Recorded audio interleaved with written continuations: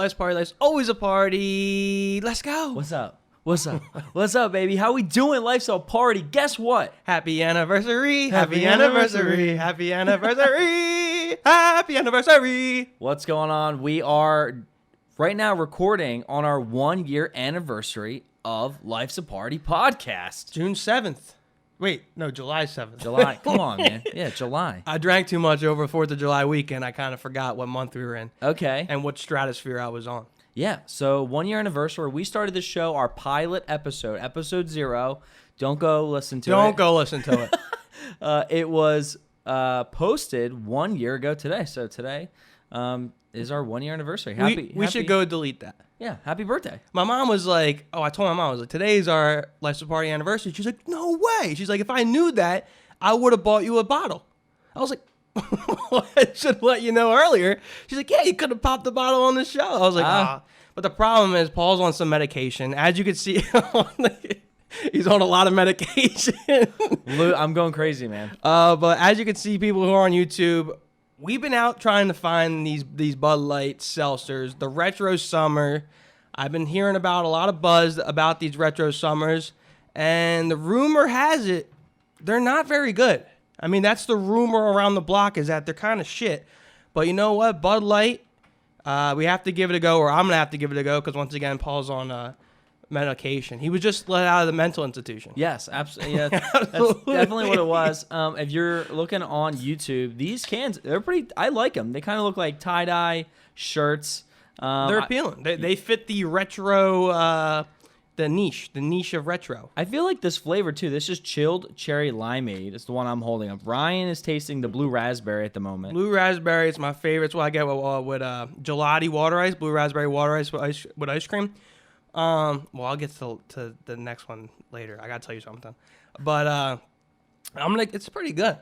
What's your it's like what you think of like a blue raspberry water ice taste? Okay, I really like that flavor. So is that something that I would enjoy? Yeah, but I feel like you can't have a lot of these. It feels like it's gonna give your stomach some issues. I feel like that's a lot of times whenever the seltzers try to get really creative, when they do like like the root beer or what is it, Arno Palmer's or like whatever. A lot of those seltzers are just so sugary. Yeah, I'm already feeling like stomach issues right now. Like we might have to stop the show and have an emergency. Oh man, that's just the first one. Yeah, I'm gonna give it a 6-9 kids show. Okay, nice. Not good for the stomach, so give it a couple sips, put it away, never taste it again. So I saw someone out at a 4th of July party.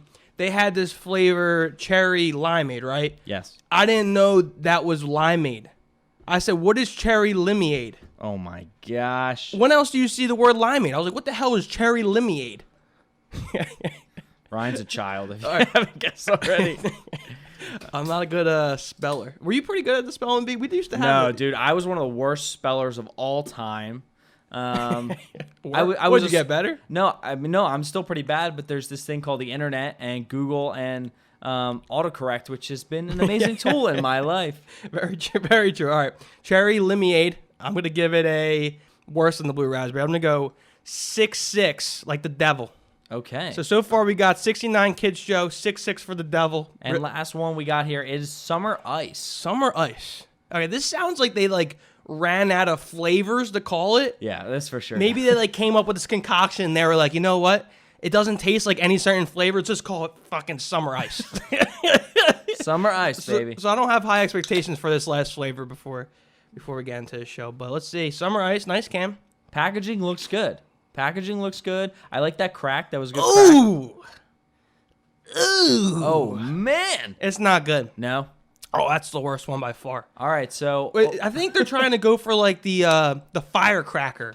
Like you get like Mr. Softy, the firecracker, but it's just really bad. We had a couple people DM us that summer ice. We had someone DM us summer ice is the best flavor, and we had someone else DM us summer ice is shit. Okay. So I'm gonna have to go with the summer ice is shit. I'm gonna give it a 3-4 out of 10. Summer ice, like I said, they didn't understand. I don't know how this passed the production of the drink. Okay. Like how we talked about with the root beer. Yeah. It's like it has to pass certain stages. I don't know like what they thought went into this before. Like, hey, this is a good drink to release. Because clearly they didn't think any flavors were in it because they called it summer ice. They were confused off the bat. Yeah, I mean, it definitely looks, at least the packaging looks, that can kind of the feel of the firework, like popsicle, as you said, Yeah. right? But I think, just from your reaction, unfortunately, I can't taste them, but probably one of the worst seltzers we've tasted. So before we move along, but this is like a good case to buy and just have around for like art. Like no, not to be disrespectful to you, Bud Light. I love your classic, your original product. Very good product. Ryan is a big advocate of the Bud Light. Don't you agree this would be a cool case to have in your basement? And this is a great we could use for our show later on. That Paul, you can go ahead and tell them. Yeah, so something that we want to do is these taste tests that we do on the show every couple weeks or whatever. I want to make it its own segment. We were trying to expand our YouTube, which is pretty dope. And I was like, yo, why don't we take literally every alcohol and every beer company is coming out with seltzers, new products constantly. I think next summer and continuous, it's just going to keep growing. So why don't we do our product reviews and do our taste tests on an own YouTube video, maybe every other week or something like that. And that way we can spend a 5-minute, we can talk about it, talk about different references, things we like about it, things we don't like, go more in detail to it. And we can add a new video to the channel. And if you ever want to go back and maybe you're tasting something for the first time, you could look up on YouTube and basically try it with us. Yeah. Which is pretty dope. So We're excited about that. So we'll definitely add this case to the wall. So final words on the Bud Light Seltzer Retro Summer. Yeah. We have to ship it back to the 1960s. It's got to go back to retro. that's what it looks It's like. where it so belongs. In the 60s. There you go. All right, so Paul, hopefully next time we do a taste test, you get off the medication, stay out of the mental institution, Yes, I will try. and join the reign. But next we're going to talk about movies. We talk about alcohol, talk about movies. That's what we Paul do. went to the movies today. That's how you did. celebrated our anniversary. Went to the movies. I went to the movies. I've been trying to see Fast, or F9 as they call it. F9. Something that's really weird with the Fast and Furious franchise films is that each film is named something completely different. It makes absolutely no sense. You have Fast and Furious, which is the first one, and then you have Too Fast, Too Furious. It's okay. Like Tokyo Drift. Then you have Fast and Furious Tokyo Drift. Then you have The Fast and the Furious, which is the fourth film. Then you go Fast 5. Well, the Avengers are the same way. No. Endgame. No, it's- Civil War. No, Avengers Endgame, Avengers Infinity War, Avengers. I don't Age see of no Ultron. numbers in that title. That's fine, but I'm saying I like Harry Potter 1, Harry Potter 2. Okay, Harry Potter 3. Harry Potter does not Hangover 1, Hangover 2. That's No, but here's the difference: the Fast and the Furious constantly changes their titles. So you have Fast 5, it's not called Fast and the Furious 5, or it's called Fast 5, and then you have Fast and the Furious 6. And then you have Furious 7. How does it make any sense? You hit me pretty hard right then you have slugged me. Then you have The Fate of the Furious. It's just different variations of the title. And now you have F9. How does that it's So not- here, what's next? If F9 is a shortcut, like a keyboard, what's next after Dude, F9? Just it makes 10. no Just sense. the title's gonna be 10. And we could do. I mean, that would be a fun thing to talk about how movie titles work, because there's some different cool movie titles out there and how they're named and numbered and all that stuff. But out of all the films and the franchises, Fast and Furious makes no sense how they name these films. But I did go to the movie theaters today. Nice. I saw F9, and I have F9. Yeah, that's what it's called. I see F9 on my keyboard right now. And I had a crazy experience. I love the movies. I go all the time, and this is a first time experience for me. I'm kind of scared of what you're about to tell me. Well, you're alive still, so that's good. Yes. Crazy experience. I really don't have any guesses, so let's just hear what this. So, are you okay? Yeah, I'm okay. Are you all I right? watched the movie. I got through it, but it was 2.5 hours long. About 2 hours into the movie, the power goes off. So the entire theater goes dark. You go out into the lobby, it's dark. A lot of people in there. I had about 20 people in my theater. I was Oh, that's surprised. This scary. was a 2 o'clock showing on a Wednesday, and movies aren't really, fully back yet. So I was surprised. So you thought someone was intruding in the movie theater? I don't know. I mean, dude, I've never had that. I'm watching the movie, and all of a sudden, it's dude, the sound goes out, the lights go out, and it's pitch dark. If that were to happen, I think the worst case scenarios would start rummaging in my brain. I'm going to die right now. Is there someone in the theater? What's going on? Well, you're lucky it's not a scary movie. Yeah. Imagine if it was like a Stephen King movie. Okay. That would have been. I would have probably fainted. Would have But- died but in the what theater. happened? So the power went out. Power went out. Some people walked out and were like, trying to figure out what was going on. They realized, walked out. They were able to see phone. yeah, lights. we got phones now. Sorry, it's not the retro summer. I was in the '60s. They went out and somebody came back in and was like, hey, like, it looks like the power's out. Like everybody's outside of their theater. It looks like it's pitch black. What? That's why they pay that guy the big bucks. Yeah. It looks like it's the power's out. Sorry. No, but yeah, I mean, that's what it was. I had as I said, about 20 people in the theater, and I waited about 15 minutes. Movie went back on. It was cool. It was like started maybe like a minute before where we stopped. I was going to ask like where it picked up. Perfect. I was like, fine. It took about 15 minutes. I just went on my phone, like no big deal. Unfortunately, it's like if you're at an amusement park. You don't know when the ride goes down. You don't know how long that wait will be. Have you ever got stuck on a ride? I never have. Yeah, I have. Really? How was that like? Like an amusement park. I'm trying to. I mean, you you just sit there. King the Ka? Were you like? No, on the I haven't. No. And you're like, oh, that would I've seen be people crazy. have to get off King the Ka. Yes. Like down the ladders. That's a big I think I'm making that up. I don't think I've ever no, seen I mean, little quick. It's good for TV. Little quick tangent. There's King the Ka at Six Flags Great Adventure by us is the world's tallest coaster. Yeah. And there's this coaster and then a very similar coaster called Thrill Dragster, which is at Cedar Point in Ohio. And sometimes, if you've ever seen the coaster, it's like slingshot up, and at the very top, it curves over. There's a few times where the momentum and just the weight of the people on the train has gotten to the top, and it basically stays there. And if you have to evacuate from that height, most likely they would just push you down. They just push you off. No. Come here, little Johnny. We got to get you down somehow. You got to See go that, down. That little trampoline, we're aiming for that, hoping for the best. Goodbye. You got to get down. But I've seen where, at least those trains have gotten to the top and stopped. Or in most cases, they won't fully make it over the top, like hill. They'll kind of like get to the top and slowly come back and then fall back. And I'd be like, please get me off this ride right now. But this movie, you never know. I didn't know how long it was going to take. But out of the 20 people, only me and 3 others stayed. Wow. So you have must have sucked. Movie must have been pretty bad. I mean, yeah, I don't know. It's only a 15-minute wait. Yeah, but you don't know that. So a lot of people were just like, "Hey, I got somewhere to be." Wow. Or like this. Impatient. I would be I'd be so mad because if I watch this full movie and I'm like 2 hours in, and I just don't know that the next 20 minutes. You can't go home and watch the ending. No. Like, what do you do? That I would be so frustrated. I'd be like, what? Like, if they said, hey, sorry, we can't get the movie theater back running, I'd be like, dude, I need, like you got to give me a free ticket back or refund me and then tell me, like, when I could just pop in tomorrow and, like, catch the last 20 minutes. I wish that my power went out at my movie theater when I was watching Nacho Libre.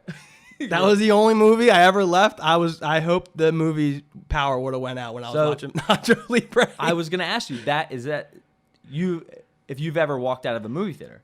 Yeah, Nacho Libre. That was the worst movie I've ever seen in my entire life. Though the one movie that you like that I think is horrible is 6th grade. The Bo Burnham. 8th grade? Yeah. Yeah, horrible movie. I like that movie. The only movie I've ever walked out of was like Robin Hood.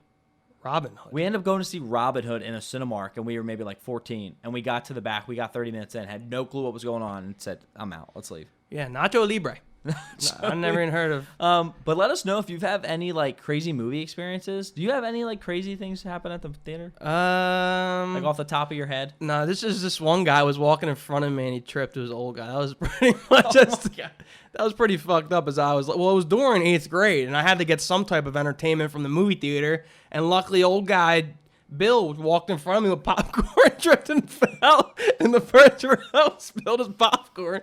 I couldn't stop laughing the whole movie, and it's not like a movie you can laugh at. So I probably look like an asshole, but no, nothing really dramatic. No shootings, no bombs or anything like that. Okay, good. Just Nacho Libre. Yeah. Big disappointment. All right, let's get into the show. What? Not Joe Libre. Nacho Libre. Big disappointment. Sorry, Jack Black. It's just not a good movie. All right, here we go. Get into the show. Block 1. Paul and I are going to start the show getting personal. It's what we like to do. So we're going to take our clothes off, and we're going to... That's not what we're going to do. We're going to play a game called Never Have I Ever, which maybe some of you at home have taken your clothes off while playing this game. You definitely could. It could be part of the game. Keep them on. Gotta keep them on. It's hot. It's summer. We're in a heat wave. But you gotta keep them on for it's a kid show. So never have I ever. It's a good game to play if you're like bored at a party and you're sitting around. You're bored at a party. You're 12 years old, and you're trying to. You just got like a dirty mind. What we don't know who. 7 Minutes in Heaven. Have you ever done that? 7 Minutes in Heaven? I have not. No, I feel like that's a movie thing, man. If that's happened to you, I mean, we kudos. played Spin the Bottle at your house one time. Yeah. And I was scared to kiss this girl that it landed on, so I hid in Paul's bathroom and called my mom to come pick me up. True story. Then my mom showed up and I went out the door. Like, that's probably the most disrespectful thing to do to somebody. Like, as a girl, how do you feel? Like, the bottle landed on her and Ryan said, nah, I'm out. And called his mom to leave. In the bathroom, yeah. In the bathroom. I don't even know how old we were, maybe like 13 or something. But, I mean, I feel like that's another very movie-esque thing. Like, do people still play Spin the Bottle? Yeah, that's a good question. I highly doubt it. No. These 12-year-olds are on Tinder now. Yeah, that's how fast they grow up. These 12-year-olds know more than I do at this point. That's true.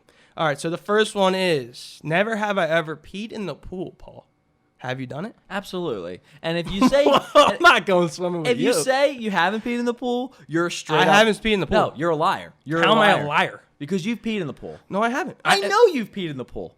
I don't even know what that means. You've had to pee in the pool. What do you mean you know I've peed in the pool? I know you drink all the time and you swim sometimes, and I do not see you getting out. In like a family pool environment? No. I'm not pissing in there. If there's like a couple of us and we're drinking and we're having a good time, we're swimming, maybe we're playing pool basketball, you're peeing in that pool. I know you are. Here's the problem though, like when I go to the beach, I can't pee in the ocean. Like it's something that's wrong with me. It's like the fact that I don't want to look suspicious while in the ocean. Everyone pees in the ocean. And it's like, should I move a little bit? And then like as I'm trying to go, the problem is that my whole body's not in the water sometimes when it's cold. Yeah. So like when I'm trying to pee, the wave will crash me into my nuts. Ruin the flow. And ruin the flow. And it's like I'm like not flowing well in the ocean. And I have I genuinely, not bullshit, I have a hard time pissing in the ocean. I really do.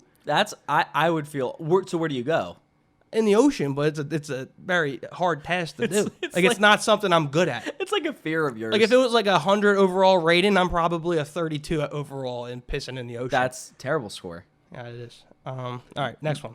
Never have I ever played strip poker.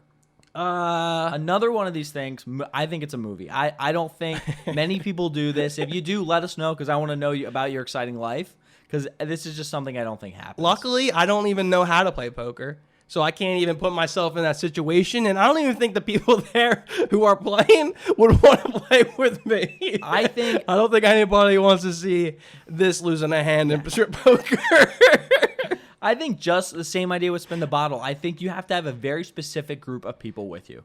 Like you have to have sex addicts. Everyone has to be like, like kind of horny. Like everyone has to be like single. Everyone has to be like in the same mindset for this, and someone has to suggest it, like maybe you're drinking, like I don't know. There's a lot of things that have to be put in place for this to actually happen. That's why I don't think it happens often. But if I'm wrong, let me know. We about to play? No, not. I don't even know how to play poker. I feel like I should know how to play poker. Yeah, that's great. You should learn how to play poker. Well, if I learn how to play poker and I'm put in that situation, then I have no choice but to play strip poker. Correct. I don't ever want to get. Then you could come back on the show, tell us about your time, and we could talk about it. So I had a jack and I stayed and then I went all in and then my underwear was off. Then yeah, that's such a. Let's get that picture out of my head. Next one. Never have I ever fallen asleep in public. Now I don't know. We'll like switch this up to where like have you ever passed out drunk in public? Let's switch it to there because I know Paul falls asleep wherever he goes. That's the truth. I was gonna say. I remember yes. in class, Paul would just fall asleep in history class every single day. So I know you fall asleep in public, like a plane or somewhere. So have you ever gotten so messed up that you passed out and slept somewhere in public drunk? Not. I'm trying to think like during the day drunk. No, it doesn't have to be during the day. Not really. I mean, I've fallen asleep outside. A bunch of places. I've fallen asleep in a bush before. I've fallen asleep like I broke our friend's fence during New Year's Eve, and I fell. I ran into the fence. Just fell asleep. Broke it and laid there and fell asleep. What? Usually when people commit a crime like that, they usually get up and run. They gotta get Paul away. Falls asleep. Paul robs a bank, gets outside. There you go. I'm a tired person, man. There's this is like have I ever fallen asleep in public? I've fallen asleep, as Ryan said, a lot of the times. Yeah, you do. In high school, we used to have a teacher. He was our history teacher, But we've had a few classes where I used to fall asleep. But we had a history teacher who invited us for strip No, poker. no. I said no. Whenever he would put on a movie, he realized that if the lights went out, I was gone. Yeah. I was totally asleep. It doesn't matter how interesting the movie was. If you had me in the middle of the day in high school, dark classroom, my ass was out. Like I was so tired. Your ass was out. No. Whoa! We're not playing strip poker ball. No. You fell asleep easily. I fell asleep, whatever, and it became a running joke that like before he would turn the lights off, he would say like good night, or he would just like make fun of me. And then whenever he would turn the lights on at the end of the class and like the bell would ring, he would usually stand by the door and say goodbye to everyone, and really nice. And whenever I walked by the door, nice of him. Really nice of him to say goodbye to everybody. Whenever I walked past the door like to go to the next class, he'd be like, "How was your nap?" And it was just, it was good. I remember sometimes we would actually get up and leave the classroom and leave Paul there. I'd still be there. He'd be there like maybe, not even joking, like an hour after class was over. He'd still be there sleeping. But that's what you got to do, man. That's why he's on a medication. That's exactly why he's on medication. Next one I have. Wait, you never asked if I fell asleep. Oh, no, we can skip that one. Have no, you? I have at my best friend's house, or one of my best friend's house. I fell asleep out back. Yeah. One of our friends, I don't want to say any names, but he actually fell asleep on the side of the road next to Checkers. Did he? Yeah, was drunk. Okay. But we'll leave that story there. Next one. Next one. Never have I ever lied on my resume. So I've seen. There was a TikTok that went around. I love following like Barstool, and if you follow Barstool, they did a TikTok the other day where basically they were talking about lying on your resume, and they walked around and talked to all their employees and like what they lie if they did or if they did not lie on their resume, and like 90% of all their employees lied. Everyone lies on their resume. If you have to lie on your resume, dude, I have nothing on my resume that's a lie. There's something that's a lie. No, like, there's nothing. Like your like contact information where it says like here, put like sources or resources where people I can call to like check on like they're like mine are just fake. I mean, what do you mean yours are so fake? Like, well, they're if they real, call the person, they're not gonna call them. I don't ask for permission. I just put them down. Yeah, but are they like real people though? Yeah, they're real people. I'm not putting Buddy the Elf. No, that's what I thought you were saying. I was gonna be really concerned for you. Well, here's the thing: it's like America's already messed up in itself, so the structure's all messed up. So why not boost your resume, or you make a title look a little bit better than what your job actually was? Well, that's fine. If you're well, that's lying on your resume. No. So if you weren't the restaurant manager and you were a hostess, you were like junior manager of restaurant. No, you say like assisted people in this, that, and the other while dealing with a stressful late night environment. Like you add the words. Like if you were a garbage person, you'd be like community worker that helped people move their waste to a good resource. There's great good ways. Source. Yeah, there's a great way to make, AKA garbage man. Yeah, but you don't put garbage man. I mean, that's the whole point. That's lying. That's not lying. No, lying is being like, hey, I did this job, and hey, like I was an editor for this show, or hey, I was a producer at my college, like editing. Like that's what they all said at Barstool. Well, that's like if you're like an intern. I know there's someone at Barstool who was like an intern with Larry King. Okay. And then I bet you that he put on his resume Larry King's assistant, but in reality, probably just went and got fucking coffee for him. Yeah, I mean, yeah, that's probably true. That's lying on your resume. Yeah, I don't have. And people should do that. No, I don't have anything on my resume that's a lie. Okay. Well, we don't need a resume. We're actually taking resumes for Life's a Party, looking for some editors out there. Yeah, I mean, some 4 Loco girls. For anybody who wants to play strip poker? Get out of here. We are looking. Life's Party is looking for editors, like video editors. We need some help. So if you know anybody, or if you are a video editor listening to this, let us know. Give us a DM over on Instagram. We'll give you some details and see if we go farther. Okay. But don't lie on your resume, because if you lie, I'll figure it out. Next one. All right, next one is never have I ever lied about my age.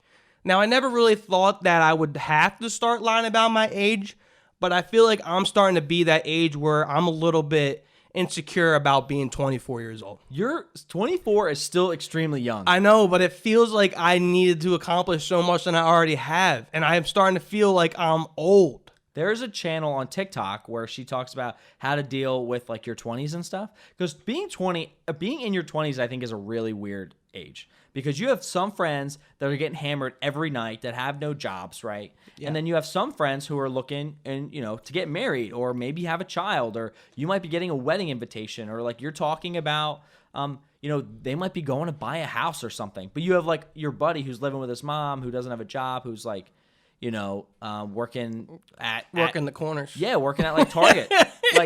There's so many different or levels. Target. Yeah, Target's a great place. We do like Target, but they're being. What do you mean we? Why you talk for me? Target's a great place. No, but you are right in that the 20s are weird, where there are dramatic differences in stages of the 20s on where people are in life. Yeah. So my sister's 26 and she's getting married.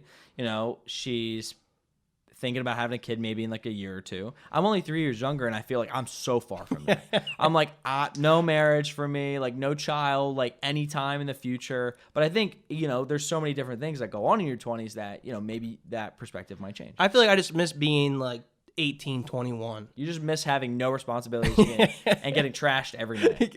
Well, not necessarily that. It's like you see people in the MLB who are 18. Okay. Or like people in the NBA are 21. I'm sitting there watching them in like 100,000 people sold out arenas, and they're 21 years old, and I'm 3 years older than them. Yeah.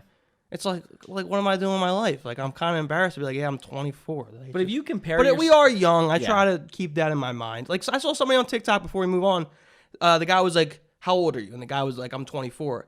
And he's like, he's the guy talking was like 35. He's like, "Holy shit! You know how much I would pay to go back and be 24 again?" So it's like, let's live in the moment. You're right. This episode is brought to you by Manscaped. Summer's coming. Are you ready to unveil your beach bod? You're in luck. Our friends at Manscaped just launched their 4th generation performance package, which includes the Lawnmower 4.0. You heard that right, the 4.0. Complement your summer bod with a trim from the leaders in male grooming.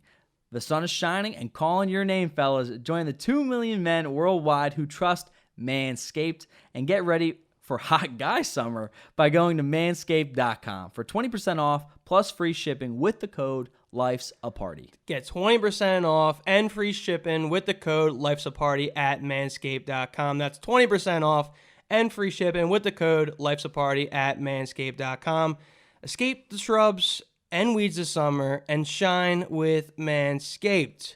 I don't know about summer beach bod, but I'm working on my dad bod. Okay, dad bod. Yeah, I mean, if you shave the hair a little bit, you make sure the dad bod is Get rid of the shrubs and the weeds, and then we'll have the dad bod glorifying and in the sun glistening. I like this hot guy summer. All the girls be talking about this hot girl summer. Fellas, this one's for you, man. This one's for you.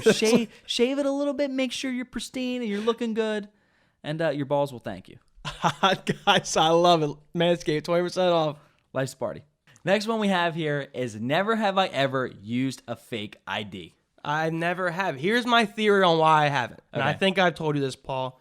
I feel that all 21-year-olds should have to feel the experience of going to a liquor store for the first time and actually buying a legal drink, or going to a sporting event, actually being 21 or to get a drink, or going to a club and having that first time experience of going to a club. Yeah, but there's that whole build up of becoming 21. Yes, it sucks that we have to wait that long, but at the same time, people who get fake IDs are like cheating that system. And then once they do turn 21, it's like, I've been doing this for a long time. Yeah, I agree. I feel like I've seen a lot of people, especially with college, the problem is people don't want to feel left out, right? So if their friends are older or they're all 21, that friend who's 19 or 20 is like, yo, like, my friend, like, it's only like a couple months away. My friends are going to the bar tonight and I can't go. So they're annoyed. So they're like, oh, go get a fake ID. I never got a fake ID. I know people who have. My little sister has one. We talk about it as a family. She's very open about it, which is insane to me because yeah, dude, like, even if I had a fake ID, I wouldn't tell my dad. Yeah, like who cares? Like, why would you? And she's like, we were at Christmas. I don't even know if we might have told this on the show already, but like, we were at Christmas and she's like passing her fake around. That was your dad's gift to her. Yeah. And opened it up. Hey, it's a fake ID. And thanks, Dad. Yeah, everyone's like looking at it and trying to figure out like how, fake. But I got a couple things. So my brother, my mom listens, so she'll probably yell at him. We definitely talked about. He tried to use my ID because my brother looks like me, so he tries to. Before he was 21, he would be like, "Hey, let me use your old ID." Yeah. But the problem is that now they hole punch it. Yeah. So that you can't do it. Another thing, I was at the liquor store literally, I think to get these over the weekend, and me and my girlfriend are in the liquor store that I have a season pass at, membership, and there's this blonde girl in there like arguing with one of the cashiers, and she's like, "Come on, like you let me last time," and the guy's like, "Okay, I'll give you 4 chances to guess your birthday."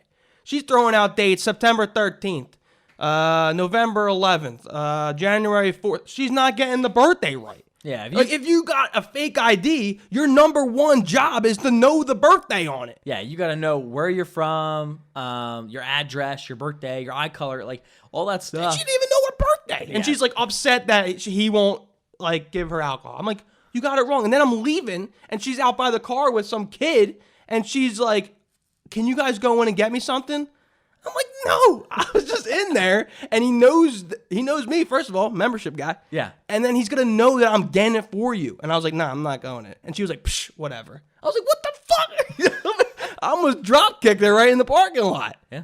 I was like, "It's a little bitch." That's some super bad type energy right there. It was, but I remember like in college, we would like me and my buddy would. It's called fishing. Yes. You sit out front of the convenience store, ask someone going in, "Hey, do you mind getting me like a 24 of Bush Ice or something?" And then we'd like tip them. But it's hard to do, and you got to have some balls to do it. But here's the thing too, like, yeah, definitely to ask someone. But at the same time, who are you asking? Like a 35-year-old guy who's like got to get a 30-pack of Bush. Like I feel like that guy, like it looks weird if he's going. It's like drinking stereotypes that we do. It doesn't fit the stereotype. No, it does not. Next one. Never have I ever cut in line on purpose. Line cutter. Like I have done it probably. Can't think off the top of my head, but I don't do it on occasion because I really hate it. It's one of my pet peeves. Our buddy Chris, I shouldn't have said his name. Okay, well, Chris. we went to the Phillies game, and we were tailgating with these guys in the parking lot, getting drunk with them, having a good time. It was a sold out at Citizens Bank Park, and during the game, we wanted to go get crab fries. So we go on to go get crab fries, long ass line. I mean, we're probably talking like. Yeah, that's like normal. 2 hours, and what we see the people we were tailgating with. So our buddy Chris goes up to him, "Yo, what's up, guys?" Daps them up, starts pretending to talk to them, just cut in front of 100 people for crab fries. And I was like, I can't do that. Like, I'm going to the back of the line. So it's a big pet peeve of mine. I mean, yeah, with that stuff, no butts, no cuts, no coconuts kind of vibe, man. Like, no, I mean, here's the thing though. If I see that happening, I get pissed. I'll call you out. Like, I'll say something to you, especially at an amusement park. That's what I was gonna say. Because I think that's the whole place is lines. Like, you're always in a line, so you're gonna be able to see that. But here's the thing too. Like, the problem is, you know, if you're in an amusement park line, right, and there's like a group of people and they're cutting through everyone. They're just excuse me. Everyone always lets them through, right? And it's like, why can't I do that? But at the same time, wherever that group stops, there's always going to be people like right behind them being like, huh? It is really annoying at amusement parks. What's like Nitro? Is that kind of like, or they're all the lines are like in between those silver bars, right? Yeah, and people are just are literally going through people to cut the line. It's like, oh, my one buddy's up there. It's like, is he though? Yeah, like, what's going on? And it's just mad annoying. But I mean, if you get away with it, you get away with it. That's a party foul. Yeah. We could do like amusement park, like party foul, do's and don'ts, party foul, stuff like that. Yeah, we should do that. Okay. Next one we have here is never have I ever been awake for 24 hours straight. You ever pull like an all-nighter? I would bet my money that you have, but Yes. I have not. My buddy in college, roommate, the only way he would be able to make it to our 8 a.m. class is if he didn't go to sleep. Yeah. This dude had the loudest alarm clock in the nation. It would wake up the whole first story of the dorm, but he would never wake up. And the only way he would get to class at 8:30 in the morning in college was if he pulled an all-nighter. And he stayed up and played Call of Duty, wouldn't go to bed. He'd go to his 8 a.m. class, come home, and sleep for the rest of the day. And thus, that's why he had to drop out of college. Not productive, kids, so heard it here. What not to do. An all-nighter in college, I feel, is very common. I've probably done it like maybe not that many times, but maybe like 2 or 3 times. I've done it maybe once out of college already. It just kind of like the vibe. If you just aren't tired, I love Red Bulls and I would drink Red Bulls as well, and that would kind of keep me through the night. And maybe you're just super focused. Maybe you take an Adderall. Maybe you do. There it is. There's the medication. There you go. Right. That's why I couldn't drink. No, that's not why. But there's a lot of reasons why you can get through that 24-hour process. If you're getting through an all-nighter with none of that stuff, like no caffeine, no coffee, no Red Bull, no Adderall, no nothing, like to actually like try to keep yourself awake, and you're just naturally doing that stuff, get checked out, man. Like, go to sleep. You need your rest, and you need to keep going so you can be healthy. But college, if you have a midterm or you're studying for a final. Well, I was going to ask you, what were the scenarios where you were up for 24 hours? Finals. Usually finals and midterms.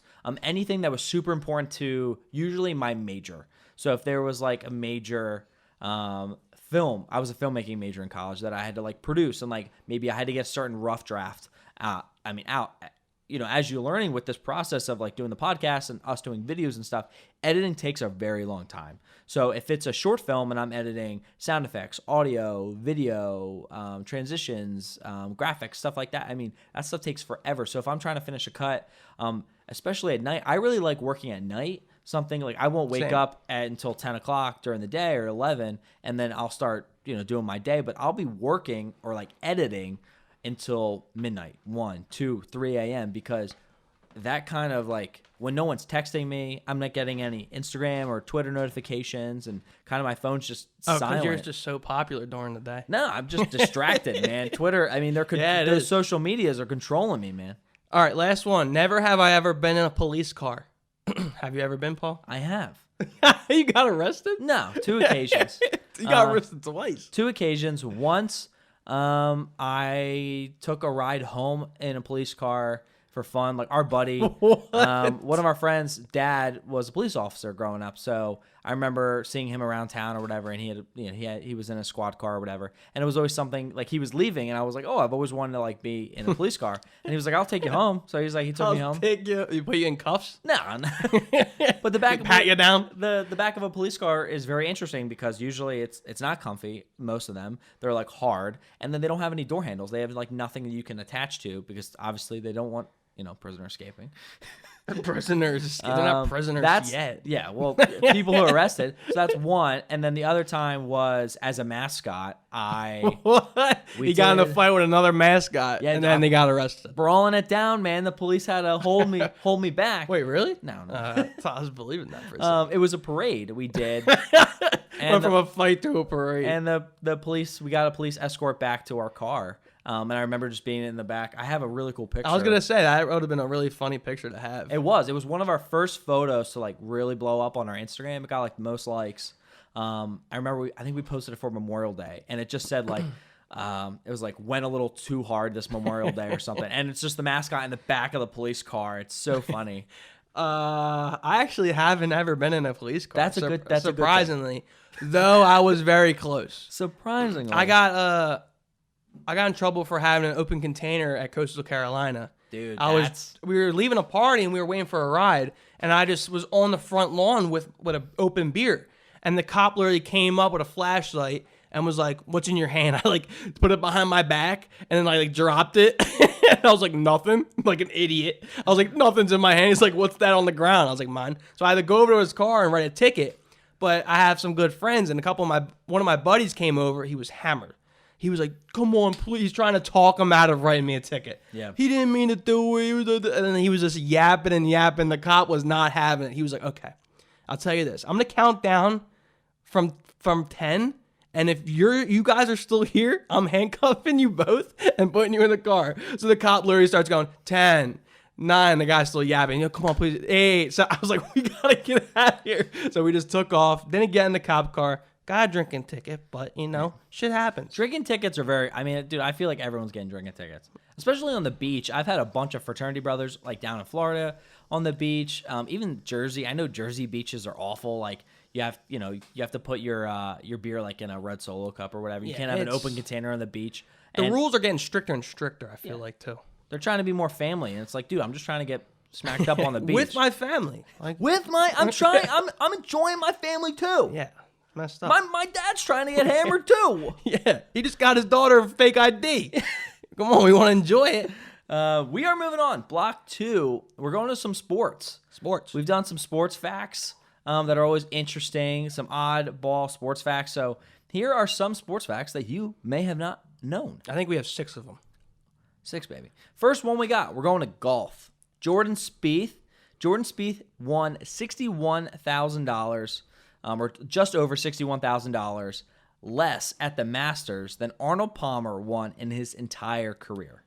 Wouldn't you be really, really mad if you were like a stud athlete like Kareem Abdul-Jabbar or like Arno Palmer or like Jack Nicklaus? Jack Nicklaus or Jack Nicholson? Which one's the actor? Nicholas. Oh, Nicholson is the actor. Nicholas. So Jack Nicklaus, I'm trying to think of older, even Babe Ruth. So these guys were the Mike Trouts, the LeBron James of those eras. Correct. And they got the shit end of the stick. But they were getting paid. Were they though? We're getting paid good in their time though. I think related to their time period and with without inflation and like all that stuff too. But even with inflation, those guys are getting paid a lot more. And I feel like they have so much more opportunities for like businesses and technology and social media. Yeah. It would suck to be one of those old guys like Arno Palmer and see Jordan Spieth comes in 12th place of one single tournament. Yeah. In his whole entire career and has already made more money than you have your whole career. Yeah. That's gotta suck. Like I understand there's like equations of like how it relates to times and the money times, but still that's like it sucks. Yeah, if you don't know who Arno Palmer is, he's a half and half drink. Yeah, he's the guy on the iced tea. Arno That's it. Palmer, That's all he is. He's a very famous golfer. And he was one of like the big 3. Usually the big 3 golfers are Jack Nicklaus, Arno Palmer, and Gary Player, right? Or yeah, no, Gary Player, right? Am I missing someone? Well, back in the day, we're not talking like Tiger. Yeah, no, before Tiger. But they were like the 3 guys. They were winning most of the tournaments and stuff. But yeah, I think that's crazy. But that's just dealing with mostly sports and inflation and how much more you can get paid as an athlete now, as with Ryan said, with social media, with companies and like sponsorships and stuff. Because that's where we talked about Tiger. Tiger was making millions and millions of dollars when he was the number 1 golfer in the world, and it was like 80% of his net worth was coming from Gatorade and PGA Golf 2K, like the video game, and Nike and all that stuff, where his like sponsorships were really paying for most of his fortune. Before we get into the next one, do you know why Nike stopped making golf like clubs and? Well, they still make golf apparel. Yes. But they don't make golf like bags and clubs and stuff anymore. Or clubs. Like, do you know why? I just think maybe it wasn't something they were doing like well, or they maybe just probably weren't doing. They just weren't getting the revenue that they thought, and they said, hey, like our resources are probably better off allocated somewhere else. So they just said, hey, like let's make golf apparel, because I feel like they definitely are. Yeah, one of the best. They probably are the best apparel. All right, so next one. If Michael Phelps, who we talked about in the last show, were a country, so if the singular Michael Phelps was an entire country, he'd rank number 35 on the all-time Olympic gold medal list. That's ahead of 97 nations who participate in the Olympics. It's crazy. Well, we talked about this previously. Yeah, Michael Phelps is the GOAT, man. He's a crazy Olympic athlete, one of the best of all time. Do you think the countries that aren't good at any athletics look forward to the Olympics? Or they're like, shit, we're about to go get our ass beat. Like, imagine, like, Russia playing the U.S. in basketball. Yeah, but that's not fun. I don't think it's like that, though. I think, as an athlete in a country, especially, like, a lesser-known country, maybe to do a certain type of sport. Maybe, like the Jamaican bobsled team, right? Yeah. So go, based on that famous Olympic story, as that team, I think it was ridiculously probably awarding for them to know that they were the first to ever do this, and that being able to represent their country was anything they could ever ask for in the Olympics, where, it's like, it'd be cool to win all these like medals and these gold medals and all these Olympic medals, but at the same time, like Michael Phelps, the OG, didn't he race a shark one time on Shark Week? No, I'm pretty sure he would race a shark. I feel like that was some promotional thing as a commercial or something I saw. No, it was like part of Shark Week. Oh, now I'm starting to remember. It was like a virtual shark. He like literally swam in the ocean. He didn't swim like actually against a shark. I want they to didn't put a see- shark in a cage and we're like, all right, 3, 2, 1, and let the shark go, because obviously the shark would have. Well, that's stupid. That's not racing a shark. Then I want to see the race. They had like the speed of the shark virtually on the ocean as Phelps was going on the line. Well, that's not. He didn't race a shark. Then. Yeah, so he's not the greatest until he actually races a shark. Let's make it happen. Next one. Walt Walt Chamberlain. That's a little mix of Walt Disney and Chimney Man. Wilt. Oh my God. Walt Chamberlain. I'm used the to greatest basketball player of all time. I'm used to talking about Walt Chamberlain. Disney, man. Walt's in my mind. We're not talking Walt Disney. Wilt Chamberlain. Wilt Chamberlain, baby. Wilt Chamberlain didn't win the MVP award. Wilt Chamberlain. Okay, Wilt. I'm not even drunk. You're the one drinking, and I can't. No, even I drink. ain't drinking that nasty shit. No. I'm not drinking it. Wilt Chamberlain didn't win MVP. Just say some guy. Some guy didn't win MVP. I just got through it. Okay, sorry. And you ruined it. Well, you took it 20 times? Yeah, but the one time I got through it. Here we go. Wilt Chamberlain didn't win MVP the year he scored 50.4 points and grabbed 22.9 rebounds per game. Bill Russell won the MVP that year. I don't know much details on this, but I do know that Bill Russell is the winningest basketball player of all time. I think he has 11 championships, which is pretty nuts, but that's like back in the day to show the domination of the Celtics. I don't know why, like the Yankees were so dominant back in the day, and then you had like the Celtics and Lakers. Being a fan back then had to have sucked. I mean, it had to, because you either had the Lakers or Celtics.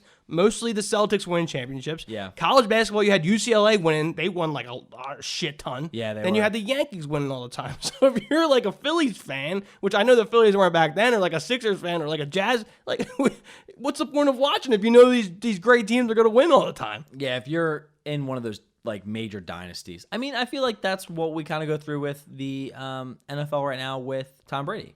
Same idea. I mean, a lot of people hate the Patriots, and it wasn't as dominant as you could say Lakers, Celtics, but it's something that, I mean, we've seen, even LeBron James. We've seen LeBron in so many NBA finals throughout his career. I mean, he's been in the finals almost like, what is it? Like a little more than half. 6, 7 straight times. What was it, 9? I think it was like 9 straight times, 8 or 9 straight times, but like half of his career, he's made it to the finals, which is mind-blowing. Yeah, it is. But one thing I want to say on this is that, so it says that Bill Russell won the MVP over Wilt Chamberlain when clearly Wilt Chamberlain had better stats. So like that's like something that's going on right now with the MVP is like it's so much more so a narrative. Yes. More so about like someone's stats or how good of a year they actually had. Like there's always got to be a narrative to it so that sports journalists can write a story about it. Correct. So that ESPN can cover the MVP on how, like that's why like even LeBron James, he could be the MVP every year. Correct, yeah. But it doesn't give the journalists something good to write about. They're not like Nikola Jokic won this year, okay? He's a overseas player. He was a fat kid growing up. He has like the storyline of how it's such a great journey to become an MVP. So that's why the MVP is starting to get a little bit tarnished because they're playing into the narrative role on what makes good TV practically. Well, that's one of the biggest problems that I had with the Oscars. So the Oscars is the same way. Yeah. I mean, a lot of the times, I mean, anything that's like a professional award, whether it be like TV, movies, theater, sports, that kind of stuff, as Ryan said, if there's a committee overseeing it, as you said, it kind of is saying, hey, like what makes the best for ratings? And that was the problem the Oscars had a couple years ago when they were getting a lot of crap for it. And they were like, hey, man, like this doesn't make any sense. I mean, a movie a couple years ago, it was Green Book. And I really liked that movie, but it didn't make any sense for that movie to win Best Picture. But La La Land, when La La Land was almost won, or Parasite, they wanted to get a foreign film that's true. To win Best Film, but I think it was deserving. That was more deserving, Yeah. but like La La Land, where even just nominated for so many awards in general, where it was a film about LA and a film about Hollywood and a film about like it was it fit that small niche of like, hey, this is an Academy film. Or Once Upon in Hollywood. Yeah. Has all the stars in it. Correct. So, of course, it's going to get the Oscar nominations and the best lead role and the best supporting actress. That's all it is. All life is just narratives that what makes good news, what makes good TV. But then you get on the opposite side where like Meryl Streep right now, right? Where she's won so many times that if she wins again, it's like, it's also good. Yeah. Like they're like, oh yeah, she keeps going. That's like Michael Jordan. Like when he wins like the finals, it's like it's good that he keeps winning because he's going to make his career stats even better. Well, Tom Brady. Yeah. That story. That's when the refs are like, oh, the refs are all for Tom Brady. Well, maybe they are in some cases, because to see Tom Brady get all these Super Bowl rings, that's another narrative. This guy's the best ever. He has 6 Super Bowls. We'll never see it broken again. Yeah. Everything's just a narrative, just for good TV or good publicity. All right, next one is that Roger Maris was never intentionally walked the year he hit 61 home runs. And the reason being is because good old Mickey Mantle, alcoholic, was sitting on deck. And he hit, I think he hit 60. I think they had a home run race to see who could be the home run champ. And there's a good movie, actually. I think it's on Netflix. It's called 61. And it's basically a whole movie about how Mickey Mantle and Roger Maris are going for the home run title, and how the Yankees fans hated that Roger Maris would hit a home run because they wanted Mickey Mantle to hit it. And they go behind the scenes of Mickey Mantle's alcoholic thing. It's a great movie. Okay. Definitely check it out. But what was I going to say? So Barry Bonds, which is pretty nuts to me. I have to get this in. So Barry Bonds, obviously, I think he broke the record, 60. He might have hit 72 home runs in a season. I don't know the number for sure. I think we've said in a previous episode. But he used to get intentionally walked with the bases loaded. Just think about how nuts that is. That is crazy. Pitchers are that scared to pitch to Barry Bonds where they were intentionally walking him to bring in a run just so that he couldn't hit. Well, if you're thinking about the odds there, and that they're just trying to save their ass, really. Yeah, they're they'd rather just give him the run than try to give away a grand slam at the worst, especially with him. I was watching a video of him on TikTok the other day, and it was insane the amount of power that man had. And he was jumping out of his shoes. I know he gets a bad rap for steroids, but the same as steroids. He should. Yeah. But at the same time, it still takes very good skill to hit the ball. Correct. Even today's current MLB players, who's the best hitter of all time? They'll even say Barry Bonds, regardless of steroids and cheating in the game. But it's nuts to see that people like Barry Bonds would get intentionally walked. I think there's a stat that he was intentionally walked more than some other players walked regularly in their entire career. So it's pretty nuts. All right, next one. This one I feel fits your niche. Okay. It something that you fuck with. It's you like this shit. Well, it's funny. This is a fun sports fact kind of thing. It's a little funny. So Rasheed Wallace had his 2004 Detroit Pistons championship, ring resized to fit his middle finger. So instead, on his ring finger, he got it resized so it just fit his middle finger. And, that's the attitude and the fun that can come about from winning a championship. It fits the brand, too. Because they weren't the bad boy Pistons, but there were the bad boy Pistons. And, these guys kind of shared that same aggressive attitude. Yeah, and Rasheed Wallace was one of the guys who'd talk shit, and it fits that he got a middle. I just flipped off our viewers. I'm sorry, but it makes sense that he got a ring that on his middle finger. I feel that's something you would do. Let me see your championship ring right here. Right here, motherfucker. Yeah, right here. Look at it. You know what I mean? That's a fun thing. That's a cool attitude thing. And if you work really hard for something and you have that attitude, and everyone was maybe against you, and maybe people have been against him your whole life, and I'm someone anyone who's ever doubted me in my life, it's nice to be to look back and just be oh, you know what? Ignore those people. It's not worth it. But at the same time, you just want to be hey, go fuck yourself. Hey, people didn't believe in the podcast. Right. They're this is stupid. What are you guys going to talk about? Year later, on the day, 194,000 TikTok followers, 5,700 Instagram followers. Yeah. 780 subscribers on YouTube. Yeah, we're getting there, man. And that's the thing. But we got to keep going. A lot of people, especially our friends from home, I don't think we're thinking that we would get this far. It'd be that was something you guys maybe would do for a while. I mean, not to throw shade or anything, but Ryan had another podcast, and it didn't work out. Well, it wasn't a competitor. It was a very niche thing. I'm always 4 lives apart. No, but I'm saying here's the thing too. People don't understand sometimes how hard and how much work and effort goes into making something, and especially as I told Ryan, celebrating this year for us.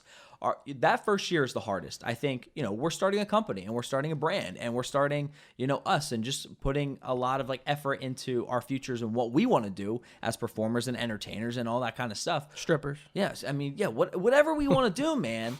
But that first year is really the hardest to get your feet off the ground. And there's a lot of times where we could have been hey, let's just not do it anymore. It's not worth it. Maybe let's just try something else. Where we stuck it through. And I don't think a lot of our friends, really thought we were going to do that. There were times where we had to reshoot a whole episode. Dude, they're the worst. So we've had a lot of technical difficulties. Things are only going to get easier, like you said. You said it best on an Instagram post. We're just talking about Life's Apart. Life's Apart. Well, it's the 1 year. We can talk about our show. Like, we're at the point where we're not dealing with those stupid kinks. We're actually building a whole nother set where we can get guests on and talk to them and just take this to a whole nother level. So exciting times for Life's a Party, and we appreciate y'all for sticking with us for a whole year. All right, well, let's just end the show right here then. Well, we gotta tell them to subscribe and shit. Like, Okay. you gotta tell them the usual. Of course, if you're not following us on Instagram or TikTok already, go follow us over there at Life's a Party Pod.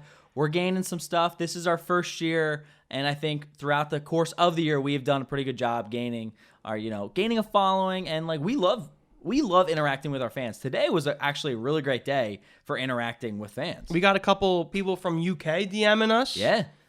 We have a couple people that are pretty cool where they'll DM us their feedback of the episode weekly. We'll get weekly DMs like tell Paul to stop doing this. Some kid said he's gonna fight me. He's gonna fight Ryan because he believes something. I forget what it was. What was it? Yeah, he said he was gonna fight me. So he was like, just kidding. If you ever listen to the show and like want to talk about the show with us, we think that's extremely cool, and I will always gladly talk. Like, we'll answer the DMs. We're like, oh yeah, this, or like, oh yeah, that. Like, it's a lot of fun for us, and we like interacting with you guys. So do that. On YouTube, we are almost at 800 subscribers. I want to get to 1,000. So if you're not already subscribed to us on YouTube, do that. Go give us a sub. It like helps the channel out. And we are doing so much more on YouTube in the near future. You're going to want to subscribe over there. And I think that's a good first year for us. Life's a Party. Great first a great first year. I'm excited. It's like this next year, our sophomore season is going to be Barry Bonds on steroids. Like, we are going to be off the charts. Not just the show, with merchandise, with more people coming to help us out, more employees, more cameras, new sets, new bits, new YouTube videos. New guests. It's going to blow your mind on where Life's a Party is going to be in a year from today. So save this little audio clip, and we'll see how we did this year. We'll play it back and react to it. But that is all, man. As always. Music! Take us out. Later.